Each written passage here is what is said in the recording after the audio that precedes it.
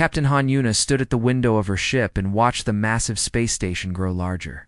Relay Station Veth-4 floated in the darkness like a metal flower, its lights blinking in patterns she had memorized over 20 years of space travel. She had visited hundreds of stations like this one. She knew what waited for her inside. The same thing that always waited. Cold stares. Whispered insults. Fear dressed up as disgust. "Docking request accepted," said Lieutenant Kang Taeho from his seat at the control panel. His voice was flat, but Yuna could hear the tension underneath. "They're putting us in Section 9. Section 9. The quarantine zone. Where they kept the dangerous cargo and the species nobody wanted to look at? Of course they are," Yuna said quietly. The Endurance was a simple freighter. It carried medicine and food to human colonies scattered across the galaxy. There was nothing dangerous about it. But the ship carried something the aliens feared more than any weapon. It carried humans for 142 years. Humanity had been part of the Galactic Concord. They had joined with hope in their hearts and dreams of exploring the stars alongside other intelligent species. What they found instead was a galaxy that looked at them like they were. Monsters.Earth was classified as a Class 12 death world. The gravity was too strong. The radiation was too high. The weather was too violent. The predators were too deadly. And somehow, against all logic, humans had not only survived there, but thrived. This terrified the other species. Dr. Park. Sumin walked onto the bridge carrying 2 cups of tea. She was a small woman, with gentle eyes and steady hands that had saved more lives than Yuna could count.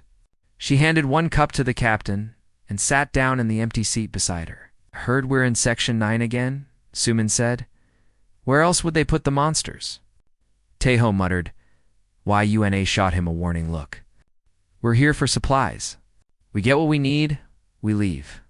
No trouble." She had said these words 1,000 times. To her crew, to herself. Swallow the insult. Smile through the fear. Keep the peace.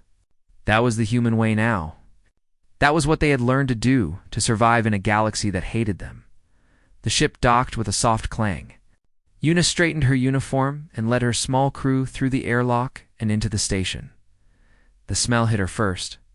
Every alien station had its own smell, a mixture of different atmospheres and different bodies. Veth-4 smelled like copper and old fruit. The walls were curved and covered with a pale blue material that felt slightly wet to the touch. Mallory design.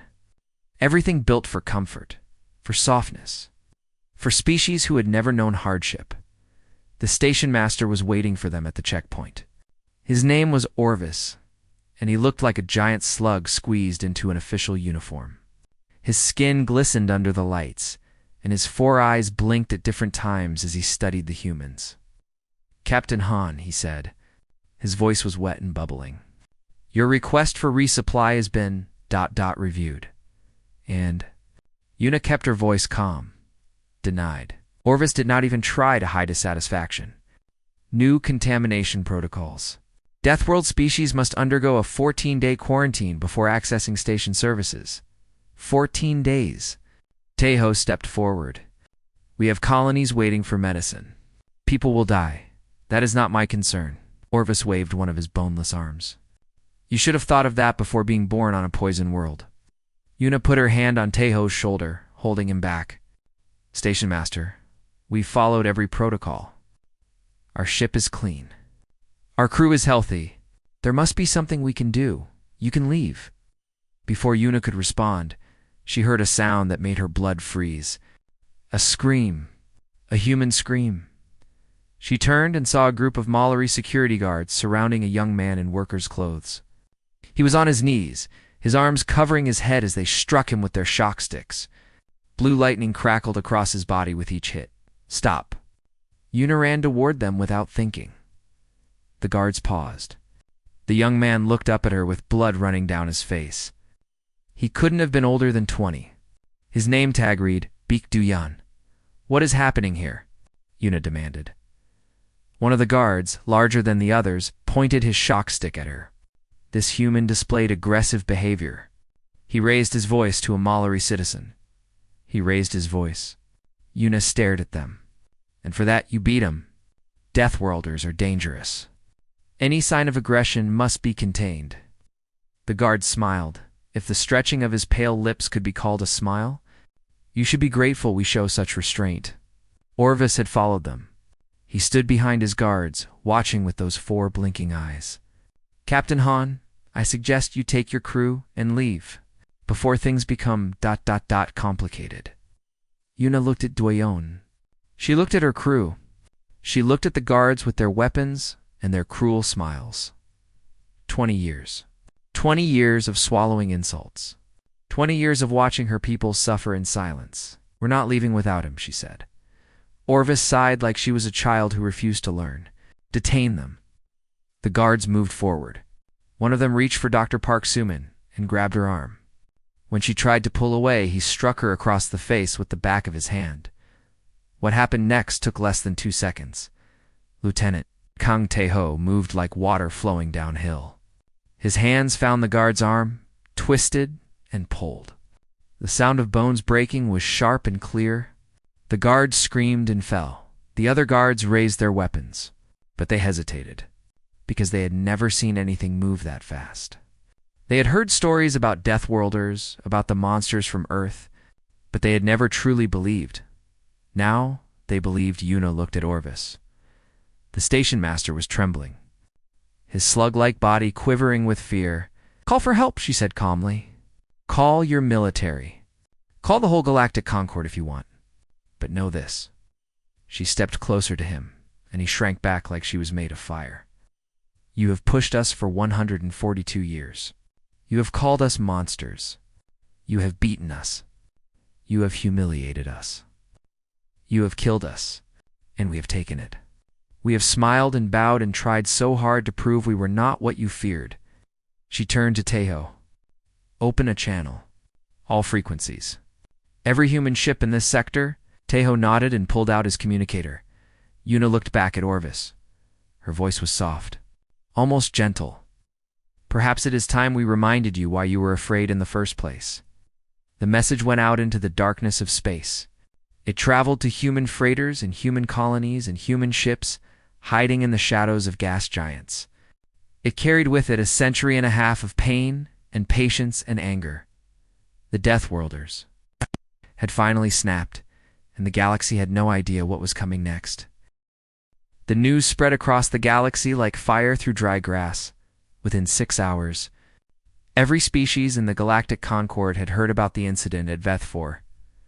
A human officer had broken a Mallory guard's arm. A human captain had threatened a station master. The Deathworlders had shown their true nature at last. That was the story the aliens told themselves, but among the humans, a different story was spreading. A story of a young worker beaten for raising his voice. A story of a doctor struck for no reason. A story of a captain who finally said no. Admiral Lo Jinsu sat in his office aboard the Terran Defense Fleet's command station and watched both stories play out on the screens in front of him. He was 68 years old. His hair was white. His face was lined with wrinkles earned through decades of service. And his eyes held a fire that had never gone out. For 40 years he had built something in secret. Hidden shipyards on forgotten moons. Weapons designed by the brightest human minds. Training programs that pushed soldiers beyond what any other species thought possible. He had called it the Deathworld Protocol, and he had prayed he would never have to use it. Now he reached for his communicator. Begin activation, he said. All assets. All sectors. Across the galaxy, in places the Galactic Concord had never thought to look, things began to move. Representative Yoon Hannah stood before the High Council of the Galactic Concord in the Great Chamber on Nexus Prime. The chamber was enormous, built to hold representatives from 1,000 different species. Today it felt like a cage. The counselors looked down at her from their elevated seats. Mallory, Velith, Korathi, Tessic, and dozens of others. All of them wore expressions of anger and disgust. The human called Han Yuna must be surrendered, declared the Mallory Empress Valith III. Her voice echoed through the chamber like thunder. She and her crew will face neural reconditioning for their crimes against interspecies harmony. Neural reconditioning. A polite way of saying they would erase who she was and rebuild her into something obedient. Hannah took a slow breath. She had spent her entire career building bridges, finding common ground, proving that humans could be trusted. All of it had led to this moment. "Before the council decides," she said, "I would like to speak." The councilors murmured among themselves. Finally, the Velith Supreme, an ancient being named Illith, nodded his massive head. "You may speak, representative. But be brief." Hannah looked up at them. She thought about all the speeches she had given, all the careful words, all the time she had apologized for being human. Not today.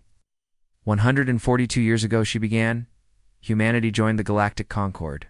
We came with open hands and hopeful hearts. We believed we would find friendship among the stars. She paused. Instead, we found fear. We found hatred. We found laws that treated us like animals. We found stations that refused us service. We found employers who paid us half what they paid others. We found guards who beat us for speaking too loudly. The chamber was silent now. "I have a list," Hannah continued. "A list of names. Humans who died in alien custody over the past century. Humans who were killed for minor violations. Humans who simply disappeared." She held up a datapad. "There are 4,732 names on this list.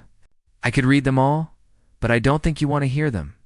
I don't think you ever wanted to hear them." The Mallory Empress leaned forward. "Representative Yoon, this is not relevant to the matter at hand. The criminals must be surrendered.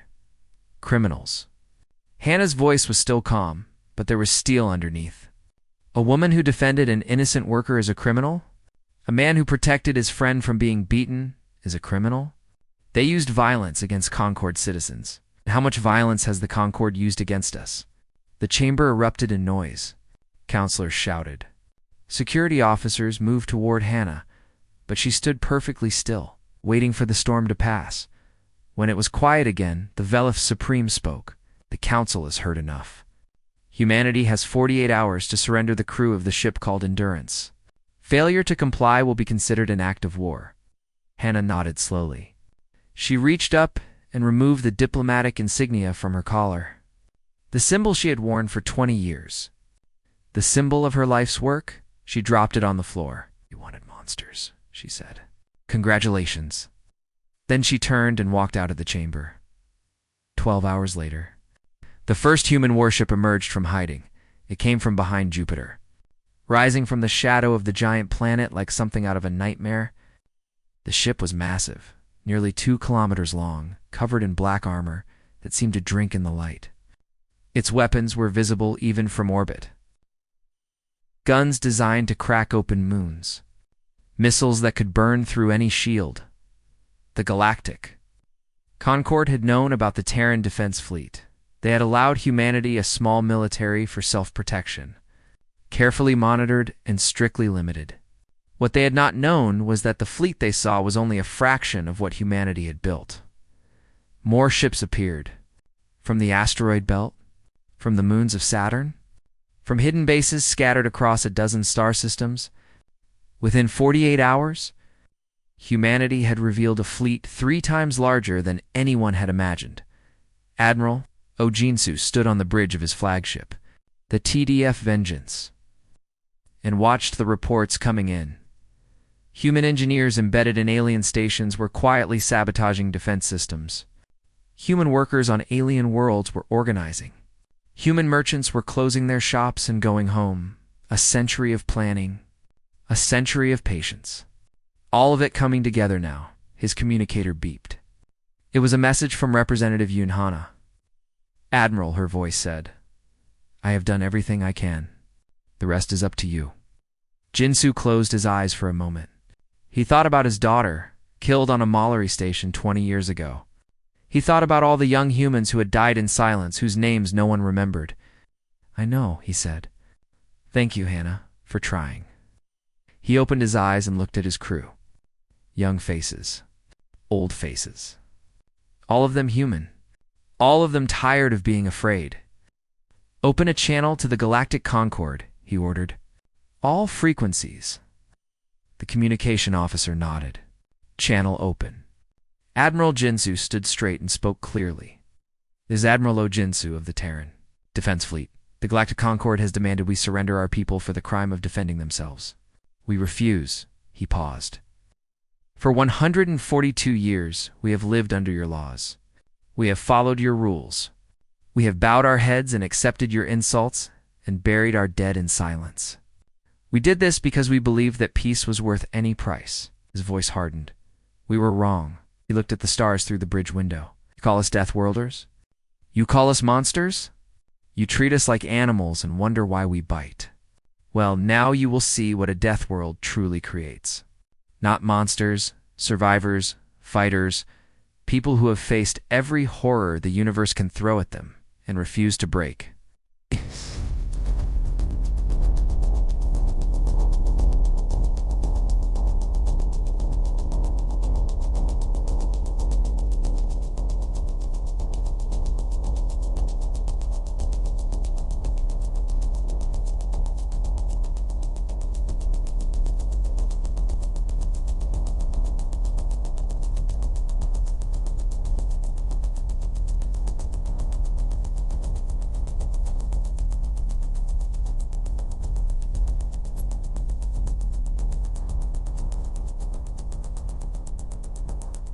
Semsar Selon Sour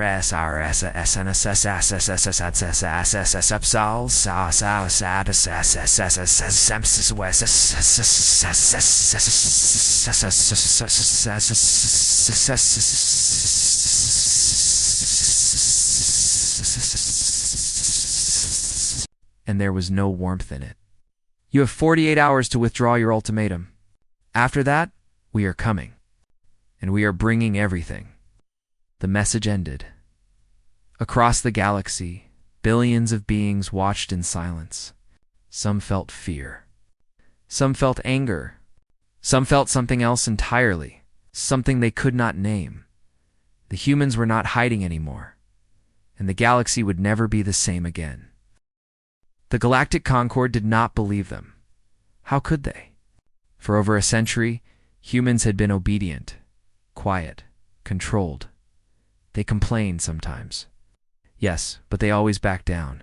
They always accepted their place. The idea that these soft-looking creatures could threaten the combined military power of 1,000 worlds seemed absurd. So, the Concord sent 3 fleets to crush them. The Mallory Empress Vala III personally ordered the attack. 1 million ships. The largest military force ever assembled in galactic history. They would sweep through human space, burn their colonies, force Earth to surrender in a matter of weeks. That was the plan. Sergeant Nocera was not on any of those ships. She was somewhere far more interesting. She stood in a narrow tunnel deep inside a Mallory command station, surrounded by her team of 12 soldiers. They called themselves the Gravemakers, and they had earned that name 100 times over.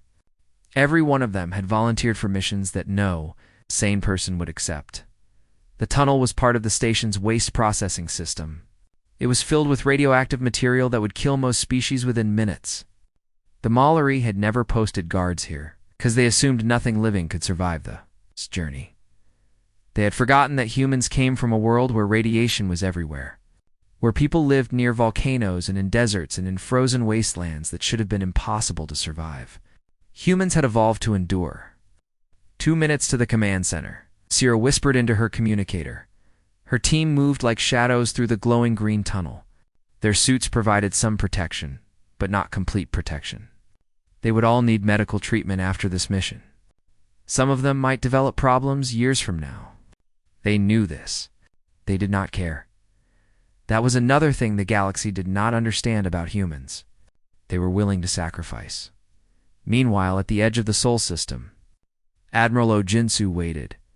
The 3 Concord fleets dropped out of faster-than-light travel near Neptune, arranging themselves in a perfect formation that had won battles for centuries.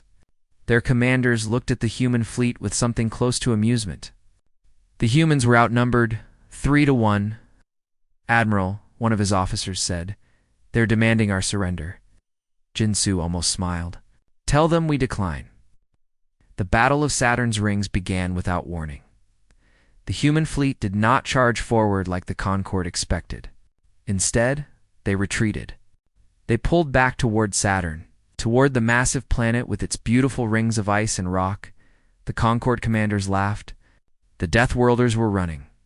This would be even easier than expected. They followed, and then the trap closed. Human ships dove into Saturn's atmosphere. The Concord commanders watched in disbelief as human vessels plunged into the crushing pressure of the gas giant, disappearing beneath the clouds. "That's impossible," the Mallory fleet commander said. "Nothing can survive in there." But humans were not nothing. Minutes later, the human ships burst out of the clouds from below the Concord formation. They had used the planet's atmosphere as cover, swinging around at angles that should have been impossible. Their weapons fired before the alien ships could even turn. The first wave of the attack destroyed 200 Concord vessels. More human ships emerged from Saturn's rings. They had been hiding inside the ice, their engines cold, waiting for this moment. They struck from the sides while the Concord fleet was still trying to understand what was happening. Engineer Cho Hoyanwoo had designed these tactics. He was a quiet man who rarely spoke and never smiled. He had spent 20 years studying how humans could fight against enemies with superior numbers and technology. The answer, he discovered, was simple. Fight where they cannot follow. Humans could survive in places that would kill other species. They could endure gravity that would crush alien bones. They could breathe air that would poison alien lungs. They could function in temperatures that would freeze or burn alien bodies. The death world that the galaxy feared had given humans something precious. Anywhere could be a battlefield. Anywhere could be home. The Battle of Saturn's rings lasted 7 hours. When it was over, the Concord had lost 60% of their combined fleet. Humanity had lost 12% across the galaxy. Beings watched the news feeds in stunned silence. The mighty Galactic Concord, defeated by the creatures they had mocked and feared for generations, on her flagship. Empress Vala III screamed orders at her officers: more ships, more soldiers, total war against the Deathworlders. She would not rest until every human was dead or in chains. What she did not know was that Engineer Cho Hoyanwoo was standing 3 rooms away from her. He had infiltrated her ship weeks ago, wearing the face of a dead Mallory technician. The process had been painful. Human scientists had developed technology to change a person's appearance, but it was not perfect. Every day, Hoyanwoo felt the artificial skin pulling at his own. Every day he swallowed the pain and continued his work. He was not there to assassinate the Empress. That would be too easy, and it would not change anything. He was there to do something far more important. He was there to learn. Human intelligence officers had discovered something troubling. The Mallory were cruel, yes, but they were not smart enough to have orchestrated the centuries of human oppression alone. Someone was giving them orders. Someone was pulling the strings. Hoyanwoo had spent weeks listening to private conversations and reading secret documents. And finally, he had found what he was looking for. The Velith, the oldest species in the Concord. The founders of galactic civilization. They had always stayed in the background, letting other species believe they were in charge. But the truth was different. The Velith controlled everything, and they were terrified of humans. Hoyanwoo read the classified reports with growing understanding. The Velith had studied Earth. They had analyzed human history. They had seen the wars and the conquests and the endless capacity for both creation and destruction. They had calculated that if humans were ever given equal standing in the galaxy, within 1,000 years they would dominate everything. So they had engineered the oppression from the beginning. The classification as Deathworlders, the laws restricting human movement and employment, the quiet encouragement of discrimination and violence, all of it designed to keep humanity small, weak, afraid. It had almost worked. Hoyanwoo transmitted his findings to Admiral Jinsu through a hidden channel. Then he quietly slipped away from the Empress's ship before anyone noticed he was missing. Back on the TDF Vengeance, Captain Han Yuna read the same reports. She had been given command of a battlecruiser, promoted for starting the very war she had tried to avoid. The irony was not lost on her. Lieutenant Kong Tae-ho stood beside her, reading over her shoulder. "The Velith," he said. "They've been playing us from the start." Yuna nodded slowly. They saw what we could become, and they decided to destroy us before we had the chance. What do we do now? Yuna looked out the window at the stars. Somewhere out there, the Velith were watching, waiting, probably still believing they could control the situation. We show them, she said, that they were right to be afraid. The war was not over. It was just beginning, and the humans were done holding back. 3 months into the war, and humanity was winning. Human forces had liberated every occupied colony. They had pushed deep into Mallory space, taking station after station. The great empire that had bullied them for generations was crumbling like wet paper. But Captain Han Yuna could not sleep. She lay in her quarters aboard the battlecruiser Horizon, staring at the ceiling. Every time she closed her eyes, she saw faces. Mallory faces. Twisted in fear as human soldiers stormed their homes. Children crying. Old ones begging for mercy. This was what she had started. That day on Vethfor, when she had sent her message to the human ships, she had lit a fire. Now that fire was burning out of control. A knock on her door made her sit up. "Come in," she said. Lieutenant Kong Tae-ho entered. His face was troubled. "Captain, we have a situation. Officer Lee Jamin's unit took a Mallory medical facility today, and—" Tae-ho hesitated. "They destroyed it. Patients, staff, everyone." He said they might have been hiding military equipment. Yuna felt something cold settle in her stomach. Were they? Hiding equipment? No, it was just a hospital. She stood up slowly. Where is Lee now? In the mess hall. Celebrating. Yuna walked through the corridors of her ship without speaking. Crew members moved aside when they saw her face. She reached the mess hall and pushed open the doors. Officer Lee Jamin was laughing with his soldiers. They were drinking and telling stories about the mission. When he saw Yuna, he smiled and raised his cup. "Captain, come join us. We killed at least 100 slugs today." They were patients in a hospital," Yuna said. Her voice was quiet, but the room went silent. Lee's smile faded slightly. "They were Mallory, the same species that beat our people, that killed our families. They deserved what they got. Did the children deserve it? The nurses trying to save lives?" Lee stood up. He was younger than Yuna. His eyes held something she recognized. Anger, pain, the burning need for revenge that every human felt after a century of suffering. "You don't understand," he said. "You didn't see what they did to my sister. I know what they did." Yuna stepped closer. "I know what they did to all of us.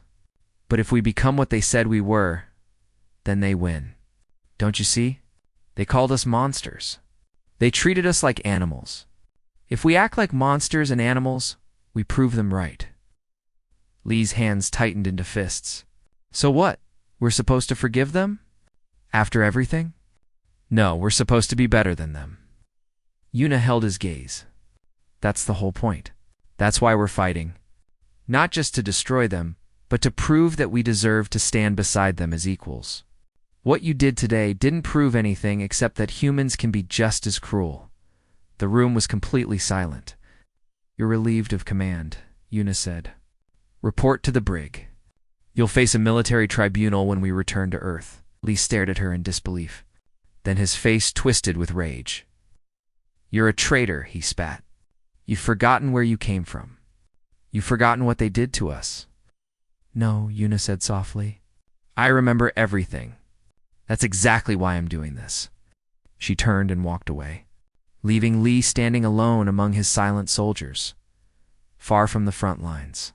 Dr. Park Soo-min was fighting a different kind of battle.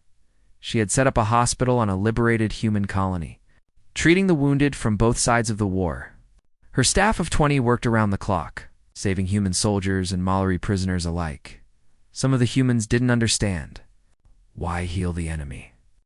Why waste medicine on the creatures who had hurt them? Soo-min had the same answer every time, because that's what makes us different. One evening, a young Mallory child was brought to her hospital. The girl was maybe 6 years old in human terms, though Mallory aged differently. Her parents had been killed when human forces took their city. She had been found hiding in the wreckage, injured and alone. Soo-min treated her wounds personally. She held the girl's hand when she cried. She sat beside her bed when she couldn't sleep. One night the girl spoke to her in broken human language. "Why you help me?" Sumin thought about the question.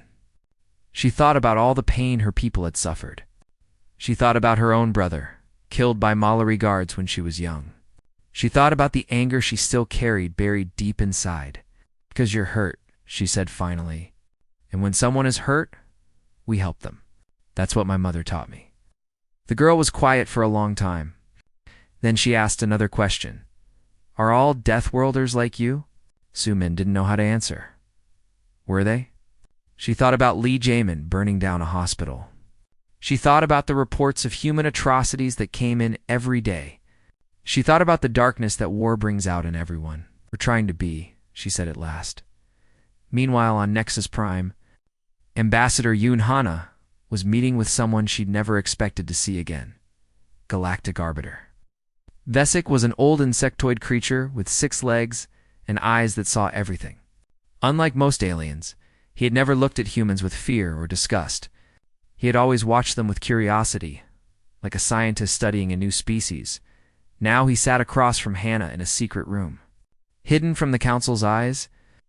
"You know why I asked to meet?" he said. Hannah nodded. "You want to negotiate peace. I want to survive." Vesic made a sound that might have been a laugh. "I am old, Ambassador. I have seen empires rise and fall. I have watched species destroy themselves through hatred and fear. I do not want to see it happen again. Then help me stop it." Sek leaned forward. "There is something you must know. The Mallory are not your true enemy. They are pawns. Tools used by others," Velithana said. "We know." Vesic's eyes widened slightly. "You know how?" "We're not as stupid as you think." The old Arbiter was silent for a moment. Then he nodded slowly. "The Velith have ruled from the shadows for 10,000 years. They fear your kind more than anything they have ever encountered. They believe that if humans are not contained, you will consume the galaxy. And what do you believe?" Vesic considered the question. "I believe that you could destroy us. I have seen what your species can do when pushed. But I have also seen something else. I have seen your doctors treating enemy wounded. I have seen your commanders punishing their own soldiers for cruelty. I have seen humans struggle against their own darkness." He looked at her with his strange insect eyes. "Perhaps the Velith are right to fear you, but perhaps they are wrong about what they fear. Perhaps the true danger of humanity is not that you will destroy us, but that you will show us what we could become." Hannah stared at him. "Help me," she said. "Help me find a way to end this before we all lose ourselves." Vesic nodded. "I will try, but I warn you, Ambassador. The Velith will not surrender easily. They would rather see the galaxy burn than share it with equals." Hannah stood up. "Then we'll have to change their minds." She walked back to her ship, carrying the weight of everything on her shoulders. The war was far from over. The Velith were still pulling strings. And every day, humans were dying and killing and becoming something they might not recognize. But for the first time in months, she felt something she had almost forgotten. Hope, the Deathworlders, had proven they could be monsters. Now came the harder part, proving they could be something more. 6 months after the incident at Veft 4, human forces reached Velith Prime. The planet hung in space like a pale blue jewel, surrounded by defense platforms and warships. It was the heart of the Galactic Concord, the birthplace of interstellar civilization. For 10,000 years, no enemy had ever come close to it. Now the Deathworlders were at the gates. Admiral Ojinsu stood on the bridge of the Vengeance, watching the planet grow larger on the main screen. Around him, hundreds of human warships waited for his command. They had the power to burn Velith Prime to glass, to end the species that had tormented humanity for generations.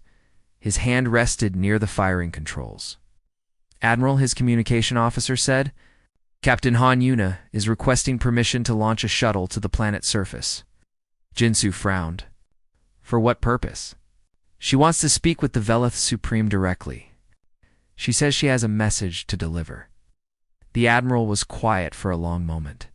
He thought about his daughter killed 20 years ago on a Mallory station. He thought about the thousands of humans who had died in silence, their names forgotten. He thought about how easy it would be to destroy Valeth Prime and end this war forever. Admiral. He closed his eyes. Grant her permission. Captain Han Yuna's shuttle descended through the atmosphere of Valeth Prime. She was accompanied only by a small team, Lieutenant Kong Taeho and 3 soldiers. No weapons except sidearms. No armor except their uniforms. The Veleth could kill them easily. Everyone knew this. Yuna went anyway. The shuttle landed in front of the great citadel where the Veleth Supreme lived. It was a massive structure of silver metal and blue crystal, ancient beyond imagination. Veleth guards surrounded the shuttle as Yuna stepped out, their weapons pointed at her chest. She held up her empty hands. I am Captain Han Yuna of the human freighter Endurance. I request an audience with the Veleth Supreme. The guards did not move. Then a voice echoed from the citadel, deep and old, like the rumbling of mountains. Let her enter. The guards stepped aside. Yuna walked forward alone, leaving her team at the shuttle, inside the citadel. She found herself in a vast chamber filled with soft light.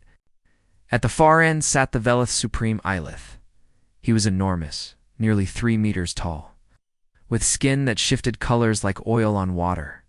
His eyes were older than any eyes Yuna had ever seen. Captain Han, he said, you come to us at the moment of your victory. Why? Yuna stopped a few meters from him. She was so small compared to this ancient being, so young, so fragile. I come to ask a question, she said. Ilith made a sound that might have been amusement. Ask, you have watched humanity for centuries. You saw what we could become, and you tried to destroy us before we had the chance. But now we are here. We have one. We could burn your world and everything on it. She paused. So my question is this. What do you want? Do you want us to be the monsters you always said we were? Do you want us to prove your fears right? Ilith was silent for a long time. You were a strange creature, Captain. Your admiral has the power to destroy us. Why does he not?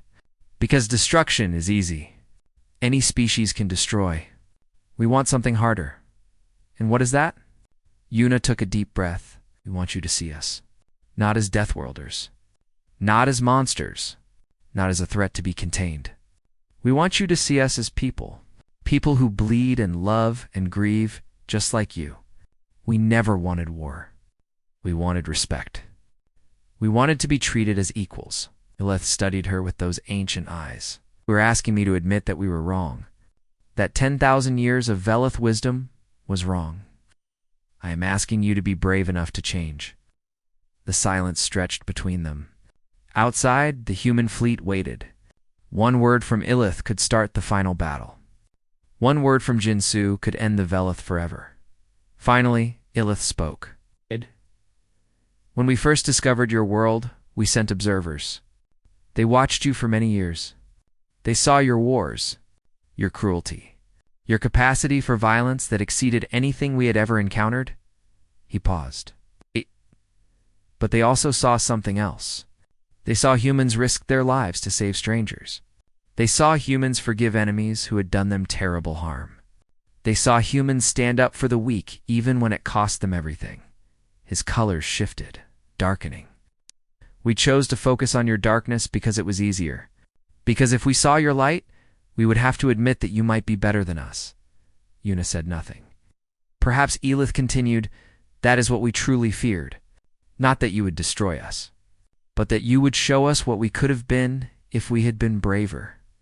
He rose from his seat, towering over her. Captain Han Yuna, Deathworlder, human, I accept your terms. The Veleth will surrender. Yuna felt her legs go weak. She forced herself to remain standing, and in return, you must promise that what I saw in those long-ago observations was true. That humans can be more than monsters. That you can forgive, even when forgiveness seems impossible. Yuna thought about everything.